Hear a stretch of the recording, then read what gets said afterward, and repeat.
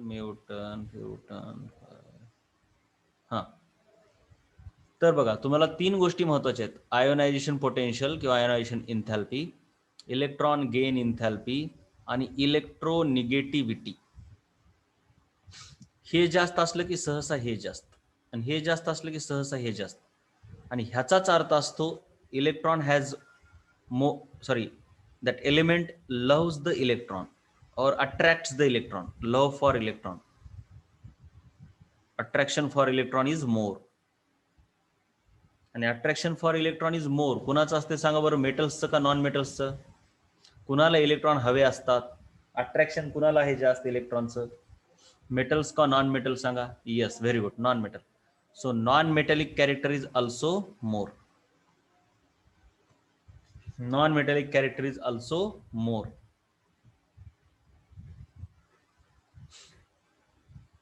Non metallic character more म्हणजे ionization enthalpy more, electron gain enthalpy more, electronegativity more, love for electron मोर.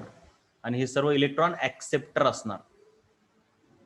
हे अति कामाचं आहे. त्याच्यानंतर आपण आता केमिकल प्रॉपर्टीज मधला ट्रेंड पाहत होतो. मी तुम्हाला काल सांगितलं होतं केमिकल प्रॉपर्टीज ह्या आपल्याला व्हॅलन्सी वगैरे बघायची आहे. तर व्हॅलन्सी आणि व्हॅलन्स इलेक्ट्रॉन मध्ये थोडा फरक आहे. व्हॅलन्स इलेक्ट्रॉन, व्हॅलन्सी, व ह्या व्हॅलन्सीलाच व्हॅलन्स पण म्हणतात रे बाबा. अरे रे रे रे, आता कन्फ्युजन व्हायलाच पाहिजे. नुसतं व्हॅलन्स वेगळं आणि व्हॅलन्स इलेक्ट्रॉन्स वेगळं बरं काय. व्हॅलन्स इलेक्ट्रॉन्स 1 2 3 4 5 6 7 8 पर्यंत व्हॅरी होतात सहसा. सध्या तुमच्या लेवलला एवढं लक्षात ठेवा. ज्यावेळेस डी ब्लॉक पी ब्लॉक मध्ये जाऊ त्यावेळेस आणखीन डिटेल कळेल तुम्हाला. सध्या एवढं लक्षात ठेवा. हे झाले व्हॅलन्स इलेक्ट्रॉन्स. Valence electrons. पण नुसतं व्हॅलन्स किंवा व्हॅलन्सी, त्या व्हॅलन्सलाच व्हॅलन्सी म्हणतात. इलेक्ट्रॉन शब्द ह्याच्यात आला नाही की मग मात्र ते कसं व्हॅरी होतंय? इथून इथपर्यंत जशाला तसं 1 2 3 4. पण इथून पुढे ते कसं होतंय? 3 2 1 0. हे मी काल तुम्हाला सांगितलंय. आणि 10वीला पण तुम्हाला झालेलं आहे व्हॅलन्स म्हणजे काय, राईट, आणि व्हॅलन्सी म्हणजे काय. Now let us move forward. Here is a table, a small table that we should know. ह्याच्यात काय म्हटलंय नेमकं बघा. तुम्ही जर बघितलं वेगवेगळे ग्रुप्स, ग्रुप 1, ग्रुप 2, ग्रुप 3, त्यांचे हायड्राईडचे फॉर्म्युले बघूया. हायड्राईड, ऑक्साईड आणि हायड्रॉक्साईड, तीन गोष्टी माहित असू द्या अगोदर. हायड्राईड, ऑक्साईड अँड हायड्रॉक्साईड, या तीन गोष्टी माहित असू द्या. त्याच्या अगोदर ओके. सो हायड्राईड म्हणजे कोणत्याही मेटलची हायड्रोजन सोबतचा कंपाऊंड, जसं की LiH MgH2, फक्त हायड्रोजन सोबतचा कंपाऊंड, त्याला हायड्राईड म्हणतात, किंवा CH4 हायड्राईड. ऑक्साईड म्हणजे त्या मेटलचा ऑक्सिजन सोबतचा कंपाऊंड, जसं की CO2 Na2O MgO. आणि हायड्रॉक्साईड म्हणजे त्या मेटलचा oxygen as well as hydrogen सोबतचा कंपाऊंड, जसं की NaOH, जसं की SOH वगैरे वगैरे. So this is basic about the hydrides, hydroxide and all. Formula of hydride बघा. वेगवेगळ्या ग्रुपमध्ये वेगवेगळ्या व्हॅलन्सीनुसार फॉर्म्युला असतो. जसं की पहिल्या ग्रुपचा हायड्राईडचा फॉर्म्युला बघा, एकच H आहे म्हणून त्या सर्वांची व्हॅलन्सी 1 आहे. दुसऱ्या ग्रुपमधल्या हायड्राईडचे फॉर्म्युले बघा, CaH2 आहे म्हणून दुसऱ्या ग्रुपची सर्वांची व्हॅलन्सी 2 असणार. तिसऱ्या ग्रुपचे हायड्राईड बघा असे आहेत. आता हे याचा जर शॉर्ट फॉर्म केला तर हे बे बेन बेत्रिक 6, थोडक्यात लिहिलं तर हे BH3 आहे.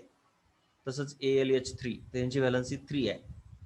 14th ग्रुपचे हायड्राईड बघा 4 आहे हायड्रोजन म्हणून त्यांची व्हॅलन्सी 4.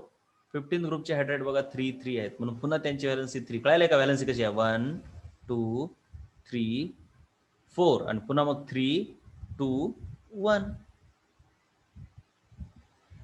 ह्यांचे हायड्राईड जरा उलटे लिहितात. सहसा हायड्रोजनला नंतर लिहितो ना आपण, इथं बघा नंतर लिहिले, पण यांच्यासाठी अगोदर लिहितात. SH2 असं लिहिण्याच्या ऐवजी H2S असं लिहिलं. ठीक आहे. तसंच ऑक्साईडचे फॉर्म्युले बघा, तुम्हाला एक ट्रेंड सापडेल बघा, Li2O, Na2O, K2O, MgO, CaO, SrO, BaO, Al2O3, म्हणजे तुम्हाला कळायला ना, एक एक कॉमन ट्रेंड आहे ऑक्साईड्समध्ये. हे काय आहे काय नाही जरा हळूहळू नंतर कळेल. इकडे जरा तुम्हाला अनॅमलस बिहेवियर दिसेल का, हळूहळू, घाई नाही करायची बघा. पण N2O3, P2O3 आहे, हे P2O3 आहे, कोणाला झेपलं रे, हे P2O3 पण म्हणताय, त्याला कळलं का सांगा? Yes or no?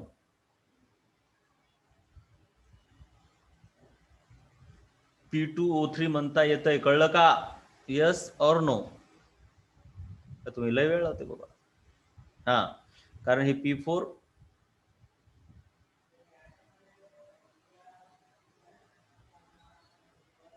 अरे म्हणता येते रे मनमत. बघ, P4O6 ह्याला जर 2 न काटलं तर 2 2 4, 2 3 6, P2O3 होईल का नाही?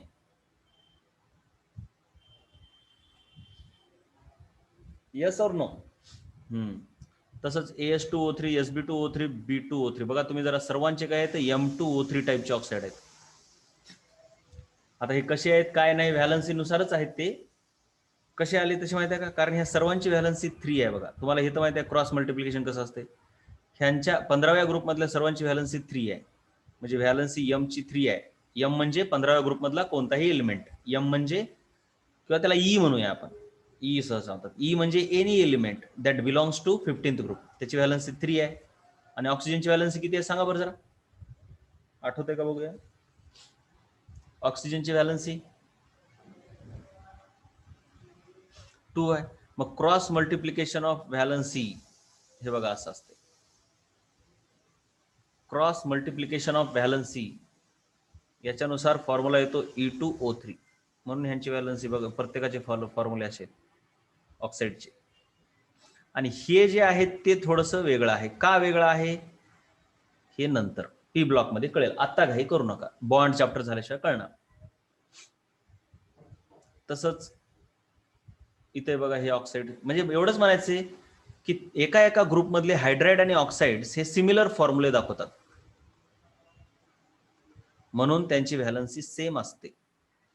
एका ग्रुपमध्ये व्हॅलन्सी सेम असते, एवढं कळलं का? Yes or no? कळलं का रे? एका ग्रुपमध्ये व्हॅलन्सी सेम असते. सृष्टी के, तू 9th क्लासची आहे का बेटा?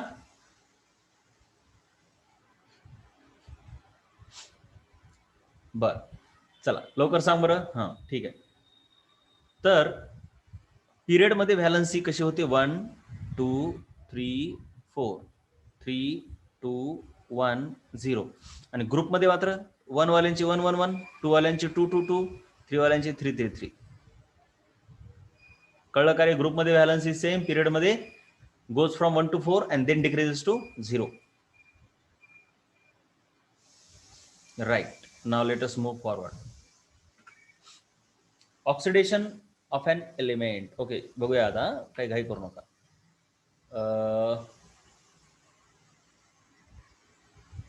Oxidation state of an element, ह्याच्याविषयी इथं आताच घाई करू नका. थोडंसं दिलंय तेवढंच मी सांगतो. रेडॉक्स रिॲक्शन चॅप्टर मध्ये खूप डिटेलमध्ये ऑक्सिडेशन स्टेट विषयी होईल तुम्हाला. हे काय कळणार नाही बघा तुम्हाला, ठीक आहे ना? आत्ता कळणार नाही काय ते इलेक्ट्रोनिगेटिव्हिटी, कन्सिडरेशन आणि हे तेन. कशाला उगाच हे करायचंय? रेडॉक्स रिॲक्शन मध्ये उगाच डिटेल मध्ये कळते, तरी मी अंदाज देतो. आता कसं असते ऑक्सिडेशन स्टेट म्हणजे काय असते जरा बघा. व्हॅलन्सी सारखंच आहे, जरा जरा व्हॅलन्सी सारखं आहे, पण फरक आहे. आता फॉर एक्झाम्पल HCl मध्ये एक बॉन्ड तयार झालाय, कोव्हॅलंट बॉन्ड. तर हे क्लोरीन काय करते, स्वतःकडे इलेक्ट्रॉन ओढते. असं समजतात, समजा हा जर बॉन्ड ब्रेक झाला तर हे क्लोरीन दोन्ही इलेक्ट्रॉन घेऊन पळून जाऊ शकते, कारण ताकद जास्त आहे. मग क्लोरीननं दोन्ही इलेक्ट्रॉन घेतले म्हणजे एक तर इलेक्ट्रॉन क्लोरीनचाच आहे आणि एक हायड्रोजनचा आहे. मग क्लोरीननं किती इलेक्ट्रॉनची चोरी केली सांगा बरं जरा? 2 इलेक्ट्रॉनची चोरी केली का एका इलेक्ट्रॉनची चोरी केली? बॉन्ड बनवताना हायड्रोजनने एक दिला, क्लोरीनने एक दिला, आणि बॉन्ड तुटताना क्लोरीन दोन्ही पळून गेला. तर क्लोरीननं किती इलेक्ट्रॉनची चोरी केली?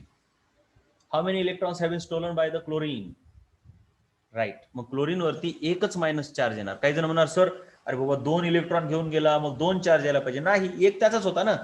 एक्स्ट्रा इलेक्ट्रॉन किती आहे? एकच आहे. आणि हायड्रोजनवर किती चार्ज येईल सांगा बरं मग.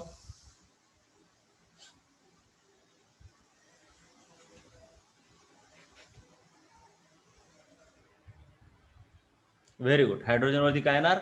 +1. शाबाश शाबाश. हायड्रोजनवरती +1. मग मग हायड्रोजनची बघा जरा नीट लक्ष द्या. मग अशा ठिकाणी काय म्हणतात? हायड्रोजनची व्हॅलन्सी 1, क्लोरीनची व्हॅलन्सी 1. कारण व्हॅलन्सी ऑलवेज पॉझिटिव्ह नंबर असतो. चार्ज -1 असो +1 असो, व्हॅलन्सी 1च होणार. पण ऑक्सिडेशन स्टेट कसं म्हणतात? ह्याची ऑक्सिडेशन स्टेट +1, ह्याची ऑक्सिडेशन स्टेट -1 असं म्हणतात. ऑक्सिडेशन स्टेटला चिन्ह असतं, व्हॅलन्सीला चिन्ह नसतं. हे पहिला फरक कळला. हा पहिला फरक. आणि ऑक्सिडेशन स्टेट हा खूप मोठा कन्सेप्ट आहे. आता एवढंच तुम्ही माहित असू द्या की क्लोरीननं इलेक्ट्रॉन का घेऊन गेला? कारण क्लोरीनची इलेक्ट्रोनिगेटिव्हिटी कशी आहे? जास्त आहे. म्हणजे इलेक्ट्रोनिगेटिव्हिटीचा विचार करता, while considering the electronegativity, electronegativity, as per the electronegativity considerations, when or the what charge this atom will acquire, it is called as oxidation state.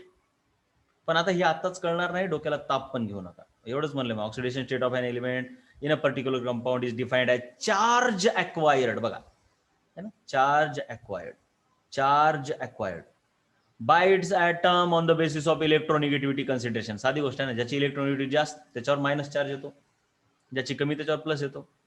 एवढंच सध्या लक्षात ठेवा, बाकी डोक्याला ताण घेऊ नका. रेडॉक्स रिॲक्शन स्पेशल चॅप्टर आहे आपल्याला, त्याच्यामध्ये ऑक्सिडेशन रिडक्शन डिटेल आहे. ते उगच टाकले फुसकून मध्ये, काय गरज नाही, काय नाही, उगच टाकले. कशाला टाकतात की असलं मध्ये, ज्याचं काही गरज नाही. उगच मग तुम्ही ताप घेता, सर हे वाक्य कळलं नाही, ते वाक्य कळलं नाही. अरे ते नाहीच इथं. ते रेडॉक्स रिॲक्शन मध्ये पूर्ण चॅप्टर आहे, सोडून द्या. पुन्हा हे वाक्य, since oxidation refers to, oxidation म्हणजे काय 10वीला झाले तुम्हाला, removal of electron, addition of oxygen, removal of hydrogen. एवढं माहित असू द्या, पाठ करा, आत्ता नका ताप घेऊ. रेडॉक्स रिॲक्शन मध्ये डिटेल होईल, हे सोडून द्या. हा, ऑक्सिडेशन स्टेट पॉझिटिव्ह असू शकते, निगेटिव्ह असू शकते, झिरो पण असते. इथं बघितलं ना आपण, ऑक्सिडेशन स्टेट पॉझिटिव्ह पण असते, निगेटिव्ह पण असते. पण आता समजा क्लोरीन ॲटम आहे, तर कोण, दोघांची ताकद सारखीच आहे. मग हे म्हणते माझा इलेक्ट्रॉन मला दे, माझा इलेक्ट्रॉन मी घेऊन जातो, कोणीच जिंकत नाही. मग कोणावर चार्ज येत नाही. मग अशा वेळेस ऑक्सिडेशन स्टेट झिरो. म्हणजे व्हॅलन्सी आणि ऑक्सिडेशन स्टेट ह्या पिरियडिक टेबलमध्ये व्हॅलन्सी शब्द आला, त्याच्याशी रिलेटेड ऑक्सिडेशन स्टेट पण आहे खूप गरजेचा. म्हणून त्याची एक थोडी माहिती दिली रे बाबा, थोडी, लय नाही, अजिबात जास्त दिली नाही, उगाच थोडी माहिती दिली. आणि ती पण माहिती खूप डिटेलमध्ये रेडॉक्स रिॲक्शन मध्ये आहे. 2-3 शब्द माहित असू द्या. व्हॅलन्सी सतत पॉझिटिव्ह असते, ऑक्सिडेशन स्टेट पॉझिटिव्ह निगेटिव्ह दोन्ही असू शकते. ऑक्सिडेशन स्टेटमध्ये इलेक्ट्रोनिगेटिव्हिटीचं कन्सिडरेशन केलेलं असतं, बाकी खतम, विषय खतम. Transition elements exhibit multiple oxidation state. तुम्हाला आयर्न, एसियन, कॉपर ह्यांच्या व्हॅरिएबल ऑक्सिडेशन स्टेट होत्या 9वीला. Fe2+, Fe3+, ferrous ferric, stannous stannic, cuprous cupric. बस, सिंपल गोष्ट आहे. त्याला म्हणतात व्हॅरिएबल व्हॅलन्सी. जशी व्हॅलन्सी व्हॅरिएबल असते, तशीच ऑक्सिडेशन स्टेट पण त्यांची व्हॅरिएबल असते. एवढंच लक्षात ठेवा, बाकी डोक्याला ताप घेऊ नका. कळलं? मग हे जे आहे ना, ह्याचं आपण काही डीप घेतलं नाही, उगाच छोटी छोटी माहिती दिली आहे. आणि डोक्याला ताप पण घ्यायचं नाही. ते एका पॅराग्राफ आहे ना, त्याच्यासाठी एक चॅप्टर आहे पुढे चालून आपल्याला.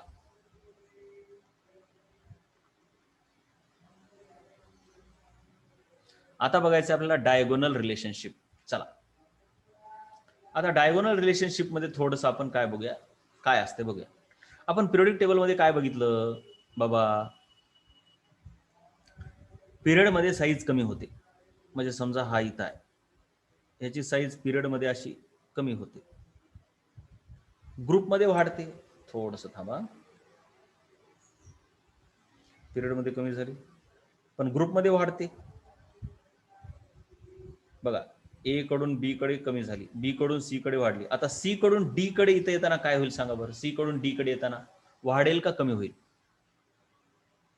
सी कडून ह्या डी कडे येताना काय होईल? डिक्रीज होईल. हा, ते व्हेरिएबल ऑक्सिडेशन स्टेट का दाखवतात हे आता नाही कळणार, बॉन्ड चॅप्टर उद्या रेडॉक्स रिएक्शन मध्ये कळेल.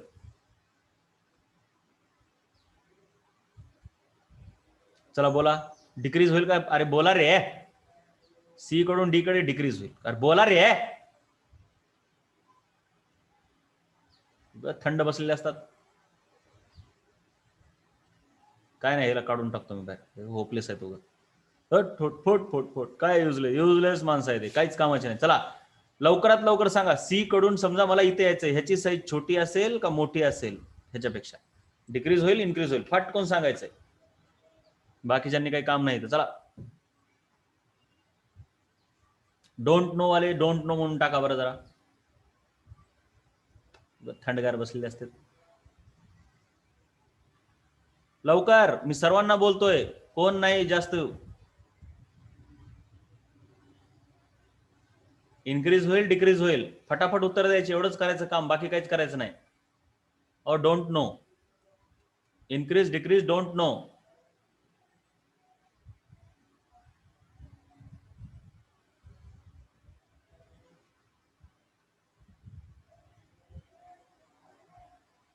हे बघा, तुमच्यासाठी माझा एक सल्ला आहे, तुम्ही अभ्यास चांगला करा.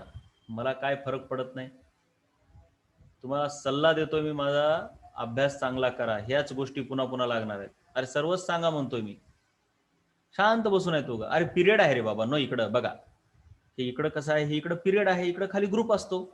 पिरियड मध्ये साईज काय होते सांगा, पिरियड मध्ये साईज काय होते?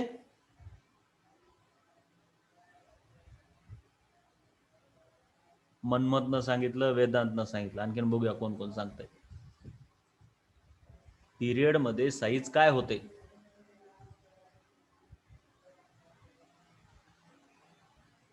श्रद्धाने एक सांगितलं. चला आणखीन,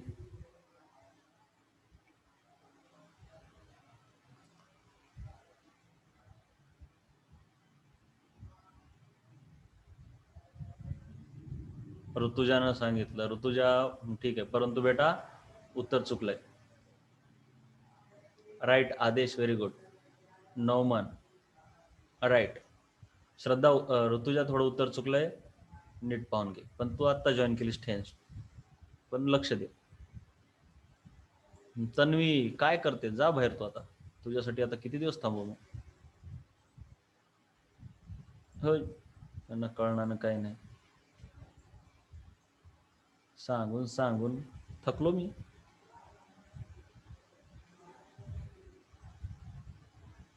आणखीन बाकी कोण आहे रे बाबा? निकिता, काय नाही उत्तर देणार नाहीत, काय नाही, बसा वेटिंग रूम मध्ये. आदेशनं सांगितलं. मनमत काय उत्तर देणार नाही, बसा वेटिंग रूम मध्ये, तुम्हाला काय गरज नाही. चला, मनमतनं सांगितलं, नवमननं सांगितलंय, ओमकार सांगतोय, प्रथमेश, प्रथमेश काय करतोय? प्रथमेशनं काय सांगितलं नाही, बस झोपा काढत, बस बस झोपा काढत, काय गरज नाही. गरज दोन्हीकडून असली पाहिजे. श्रद्धा सांगितलं का काही? डिक्रीज, ठीक आहे. चल, तर बेटा डिक्रीज होते साईज, लक्षात आलं? साईज डिक्रीज होते, मग ह्याच्यापेक्षा ह्याची थोडी कमी होणार. मग तुमच्या लक्षात येत असेल बघा बरं, ह्या दोघांची साईज जरा सिमिलर दिसायला, यस और नो? त्या दोघांची साईज जरा सिमिलर दिसायला, काय ए आणि डी ची साईज जरा सिमिलर होते बघा. Yes, right.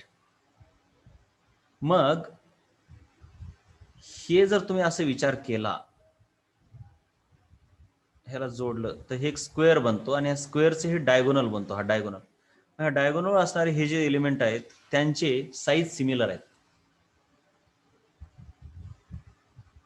आणि साईज सिमिलर असल्यामुळे त्यांच्या प्रॉपर्टीज सिमिलर असतात. मग साधी गोष्ट आहे, similarity of properties among diagonal elements in periodic table is called as diagonal relationship. This occurs because in period size decreases and in group it increases. Khatam.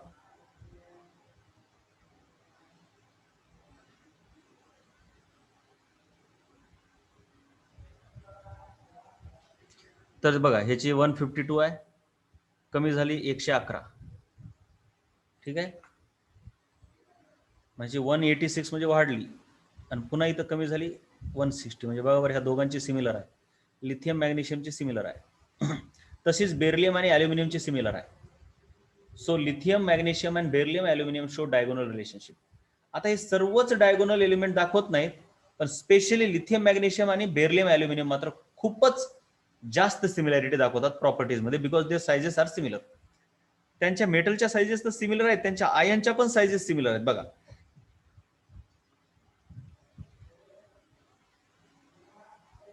हे बघा, हे बघा, हे similar sizes. So diagonal relationship means similarity of sizes of diagonal elements, similarity of sizes of diagonal elements, and hence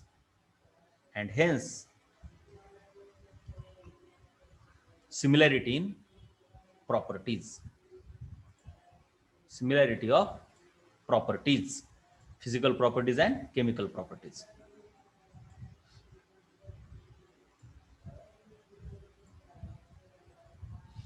okay, त्याच्यानंतर आहे next concept आपल्याला periodic टेबलमध्ये, अनॉमलस behaviour of first member. सर्वात पहिले डी ब्लॉकला आपण गोळी मारूया सध्या, डी ब्लॉकला आपण सध्या गोळी मारूया आणि सध्या डी पी आणि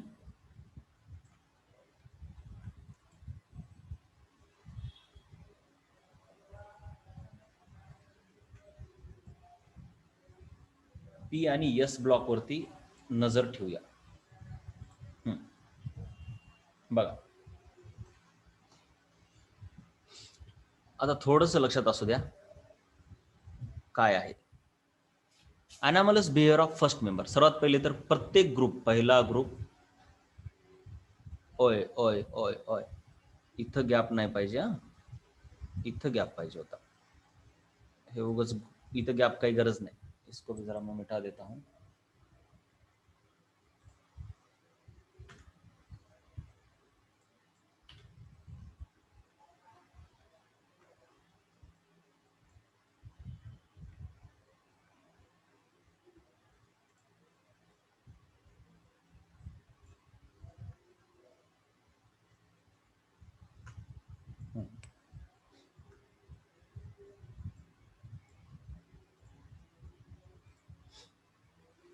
तर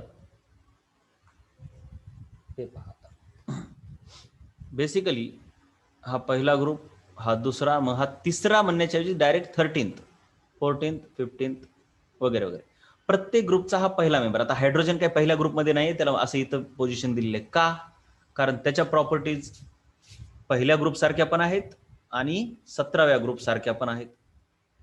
17th ग्रुप ॲज वेल ॲज 17th ग्रुप ॲज वेल ॲज फर्स्ट ग्रुप, म्हणून त्याला आता स्पेशल पोझिशन दिलेली आहे. त्याला आता स्पेशल पोझिशन दिलेली आहे मध्येच कुठंतरी. सो त्याचा ग्रुप नाहीये, undecided, it has no group. Hydrogen has no group.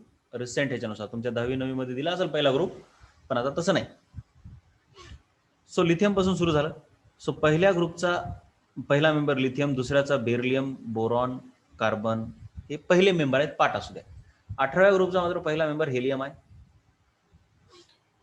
त्याच्यानंतर हे जे फर्स्ट मेंबर आहेत त्यांना त्यांच्या नावानुसारच बोलतात. ह्याला म्हणतात लिथियम फॅमिली, ह्याला म्हणतात beryllium family, boron family, carbon family, nitrogen family, oxygen family.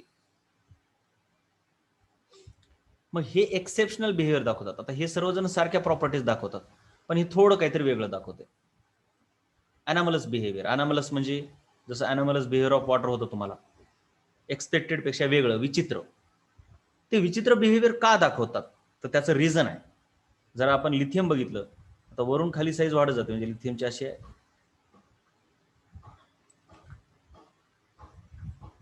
वाढत जाते. तर ह्या पहिल्या मेंबर्सची, प्रत्येक ग्रुपच्या पहिल्या मेंबरची साईज एक्सेप्शनली स्मॉल असते, खूपच स्मॉल असते दुसऱ्यांपेक्षा, म्हणून जरा वेगळंच बिहेवियर दाखवतात. एवढं सध्या माहीत असू द्या काय बिहेवियर वेगळं दाखवतात काय नाही ते एस पी ब्लॉक मध्ये डिटेलमध्ये आपल्याला. आणि दुसरं आहे they do not have D, म्हणजे डी ऑर्बिटल असतात परंतु एन डी ऑर्बिटल नसतात, म्हणजे जवळचे डी ऑर्बिटल नसतात. उदाहरणार्थ आता आपण बघितलं लिथियम आणि सोडियम, किंवा आपण बघूया नायट्रोजन आणि फॉस्फरस. जरा नीट लक्ष द्या. Nitrogen 7, phosphorus 15. तर ह्याचं इलेक्ट्रॉनिक कॉन्फिगरेशन काय? 1s2 2s2 2p3. आणि 2p3च्या नंतर इलेक्ट्रॉन नाही आहेत, पण कोण असतो 2p नंतर? 3s 3p 4s 4p, actually 3d. ठीक आहे. आता ह्याचं इलेक्ट्रॉनिक कॉन्फिगरेशन कसं आहे? 1s2 2s2 2p6 3s2 3p3. चला, इलेक्ट्रॉनिक कॉन्फिगरेशन कळलं का? येस और नो सांगा. इलेक्ट्रॉनिक कॉन्फिगरेशन कळलं का? येस और नो. मग काय असतं माहिती आहे का तुम्हाला? बॉन्ड चॅप्टर मध्ये कळेल की इलेक्ट्रॉनला उड्या मारावं लागतात, इकडून तिकडे उड्या मारण्याची इच्छा असते उगाच. पण उडी मारणं एवढं सोपं नसतंय. उडी मारायला असं जर जवळच ऑर्बिटल असेल तर इथला इलेक्ट्रॉन इथे उडी मारतो, परंतु जर ह्या ऑर्बिटल पासून हे ऑर्बिटल खूपच दुरीवर असेल तर ह्या इलेक्ट्रॉनला इथं एक्साइट होता येत नाही, अवघड जाते. म्हणून इथं जर बघितलं तुम्ही तर ह्या पी मधल्या इलेक्ट्रॉनला, म्हणजे व्हॅलन्स इलेक्ट्रॉनला, म्हणजे शेवटच्या इलेक्ट्रॉनला, व्हॅलन्स इलेक्ट्रॉन शेवटचा इलेक्ट्रॉन, पी मधल्या इलेक्ट्रॉनला म्हणजे शेवटच्या इलेक्ट्रॉनला यस मध्ये जंप करणं खूप अवघड आहे, कारण यस खूप दूर असतो आणि ह्या 2pच्या जवळ 2d नाहीये. 2d नसतो ना, आपल्याला माहिती आहे. पण इथं जर बघितलं व्हॅलन्स इलेक्ट्रॉन इथं आहेत आणि 3s 3p आणि 3d एक्झिस्ट करते, म्हणजे एनपी नंतर एनडी एक्झिस्ट करते, जवळ आहे. तर हा एनपी म्हणजे ह्याचा 2p आहे, म्हणजे एनपी नंतर एनडी नाहीये, डायरेक्टली n+1d आहे आणि तो खूपच दूर आहे. चला बरं, कळलं का? म्हणजे ह्या पहिल्या मेंबर्सकडे एन डी ऑर्बिटल नसतं, जबकि ह्यांच्याकडे एन डी ऑर्बिटल असतं. एवढं कळलं का सांगा? खालच्यांकडे एन डी ऑर्बिटल असतं. बोला रे. दुसरा पिरियड एन डी म्हणजे 2d ऑर्बिटल नसतं, 2d ऑर्बिटल नसतं. दुसरा पिरियडचा एन काय? 2. आता ते कळलं पाहिजे एन म्हणजे काय वगैरे वगैरे, आहे का नाही? एन म्हणजे काय वगैरे मी सर्वच सांगितलंय, सर्वच सांगितलंय. म्हणजे हे जे दुसरा पिरियड आहे त्यासाठी n=2 झालं, ह्याच्यासाठी n=3 झालं. असं असते. n म्हणजे पिरियडची संख्या, म्हणजेच व्हॅलन्स शेल सर्वात मोठी. मग ह्याच्यामध्ये 2d नसतं आणि ह्याच्यामध्ये 3d असतं. मग हे डी ऑर्बिटल नसल्यामुळं, 2d नसल्यामुळं, 3d असतं बरं का, पण ते कामाचं नाही. मग डी ऑर्बिटल 2d ऑर्बिटल नसल्यामुळं पण हे एक्सेप्शनल बिहेवियर दाखवतात. म्हणजे दोन गोष्टीमुळे पहिले मेंबर एक्सेप्शनल बिहेवियर दाखवतात. एक एक्स्ट्रीमली स्मॉल साईज आणि दुसरं absence of an d orbital. चल एक्झॅक्टली कसं पुस्तकामध्ये फक्त डी ऑर्बिटल दिलेलं आहे, पण तसं नाही. डी ऑर्बिटल नाही असं नाही. अरे बाळा नो, डी ऑर्बिटल तर असतं ना, डी ऑर्बिटल तर असतं ना. ह्याच्याकडे काय डी ऑर्बिटल नाही का? सांगा बरं, आहे का नाही सांगा. आहे. 1s नाही, 2s 2p 2d नाही, पण 3s 3p 4s 3d आहे ना. पण नाही असं थोडं. ऑर्बिटल तर इन्फायनाइट आहे तो, पण कामाचं नाही ते. कामाचं कोणतं असतं? 2p नंतर जर 2d असलं असतं तर कामाचं असलं असतं. कसं? ते बॉन्ड चॅप्टर झाल्यावर नंतर पी ब्लॉक एस ब्लॉक शिकवताना कळेल. हा, डी ऑर्बिटल आहे पण दूर आहे. पण डी ऑर्बिटल नाही असं म्हणणं चुकीचं आहे. नाही असं नाही, आहे बाबा नो, आहे रे बाबा नो. डी ऑर्बिटल आहे, पण कोणतं डी नाही? एन डी ऑर्बिटल नाही. So they do not have n d orbital. They do not have n d orbital. They do not have n d orbital. बात खत्म.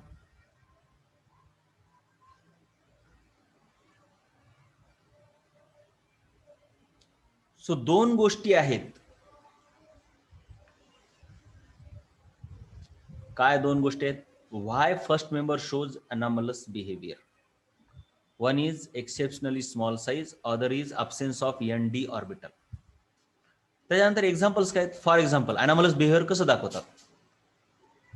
तर आपण जर बघितलं तर ह्यांची मॅक्झिमम कोव्हॅलन्सी म्हणजे मॅक्झिमम कोव्हॅलंट बॉन्ड बनवणे, कोव्हॅलंट बॉन्ड बनवण्याची कॅपॅसिटी ह्यांची 4च आहे. परंतु ह्यांची कोव्हॅलन्सी 5, 6, 6 पर्यंत जाते, 7, 8 पर्यंत पण जाते. पण ते कसं नंतर कळेल, मी पुन्हा सांगेल. फक्त हे उदाहरण आहेत. तसंच हे ना पाय बॉन्ड बनवतात. आता पाय बॉन्ड वगैरे ते पण बॉन्ड मध्येच कळेल, घाई करू नका. फक्त इथे उदाहरण आहेत. एक्सेप्शनल बिहेवियर काय दाखवतात? का दाखवतात? One reason, two reason. काय दाखवतात? उदाहरणार्थ ह्या फर्स्ट मेंबर वाल्यांची म्हणजे दुसऱ्या पिरियड वाल्यांची, दुसरे पिरियड म्हणजे फर्स्ट मेंबर सहसा त्यांची कोव्हॅलन्सी मॅक्झिमम 4च आहे, बाकीच्यांची 6, 8 पर्यंत जाते. ह्यांची पाय बॉन्ड बनवण्याची टेंडन्सी जास्त आहे. पी पाय काय असतं कळेल नंतर, सध्या फक्त पाय बॉन्ड समजा. ह्यांची टेंडन्सी पाय बॉन्ड बनवण्याची जास्त आहे, ह्यांची टेंडन्सी कमी आहे. का? बॉन्ड मध्ये कळेल. का? बॉन्ड मध्ये कळेल. घाई करत जाऊ नका बघा, नुसती घाई असते. सर सांगितलं नाही, ते गप ज्या वेळेस लागते त्यावेळेस सांगत असतो. त्याच्यानंतर आपण बघितलं केमिकल प्रॉपर्टीज मधला ट्रेंड. ठीक आहे ना. आपण आतापर्यंत काय काय बघितलंय बघायचं का एकदा, म्हणजे कसं होतंय जरा रिवाइज होते. आपण काय काय बघितलं बघा. आपण प्रॉपर्टीज बघितल्या, फिजिकल, केमिकल. फिजिकल मध्ये atomic radius, ionic radius, atomic ionic. आपण फक्त ॲटॉमिक रेडियस एवढं बघूया, जास्त आता डिटेल नाही घेत त्याला. साईज नंतर बघितले आपण, आयोनायझेशन पोटेन्शियल, आयोनायझेशन इंथॅल्पी म्हणा, नंतर इलेक्ट्रॉन गेन इंथॅल्पी, नंतर इलेक्ट्रोनिगेटिव्हिटी, मग सुरू झाल्या केमिकल प्रॉपर्टीज. त्याच्यामध्ये व्हॅलन्स, नंतर ऑक्सिडेशन स्टेट, नंतर आपण बघितलं एक्सेप्शनल बिहेवियर. बरं, आपण ह्याच्यात काय बघितलं? साईज, पिरियड आणि ग्रुप. पिरियडमध्ये साईज कमी होते अशी, ग्रुपमध्ये साईज अशी वाढते खाली येताना. आयोनायझेशन पोटेन्शियल किंवा आपण असं लिहू शकतो बघा, पिरियडमध्ये साईज कमी होते म्हणजे इकडे वाढते, जिकडे एरो केला तिकडे वाढते, ग्रुपमध्ये अशी वाढते. आयोनायझेशन पोटेन्शियल खाली कमी होते म्हणजे वर वाढते, इकडे वाढते. हे हे हे हे 3 प्रॉपर्टी तर सेमच आहेत. हो, व्हॅलन्सी पिरियडमध्ये पहिल्यांदा 1 ते 4 वाढते, मग पुन्हा 4 ते 0 होते, ग्रुपमध्ये सेम राहते. ऑक्सिडेशन स्टेट विषयी काही ट्रेंड दिला नाही, पण ते व्हॅलन्सी सारखाच कन्सेप्ट आहे. व्हॅलन्सी सारखाच कन्सेप्ट आहे, परंतु थोडा फरक आहे. काय फरक आहे? व्हॅलन्सी फक्त पॉझिटिव्ह असते, ऑक्सिडेशन स्टेट पॉझिटिव्ह निगेटिव्ह असू शकते. त्याच्याविषयी डिटेलमध्ये आपण ह्या चॅप्टरमध्ये बघितलं का नंतर पाहणार आहोत, एवढं जरा सांगा बरं.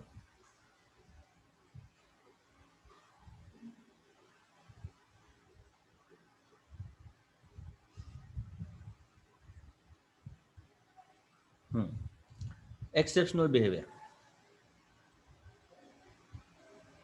एक्सेप्शनल बिहेवियर आपण बघितलं, फर्स्ट मेंबर्स म्हणजे सेकंड ग्रुपवाले का सेकंड पिरियडवाले? सांगा बरं.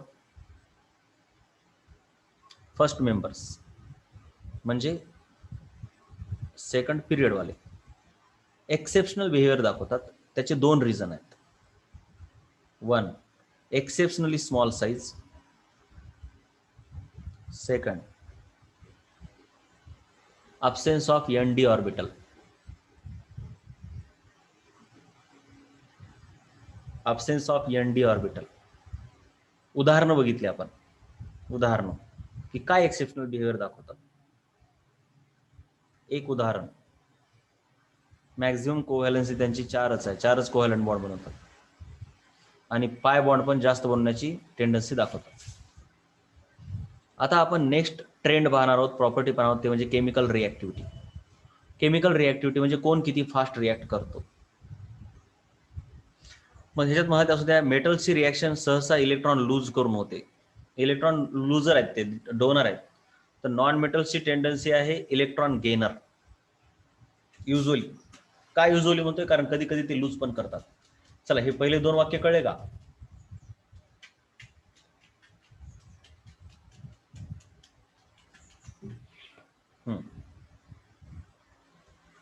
मग आता बघा जरा, सहसा असं लक्षात ठेवा रे बाबांनो, इकडं मेटल आहेत, इकडं नॉन मेटल आहेत पिरियोडिक टेबलमध्ये. आता जरा नीट लक्ष द्यायचा. मेटल इकडून इकडं, आता इकडून इकडं मेटल विषयीचं प्रेम वाढत जाते, माहिती आहे ना, सॉरी इलेक्ट्रॉन विषयीचं प्रेम वाढत जाते. किंवा साधं लक्षात ठेवा,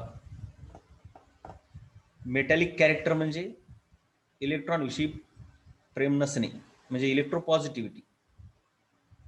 आणि नॉन मेटॅलिक कॅरेक्टर म्हणजे इलेक्ट्रोनिगेटिव्हिटी. हे कळलं का सांगा? ह्या 2 गोष्टी कळल्या का? 10वीला पण झाल्या, कळल्या का सांगा?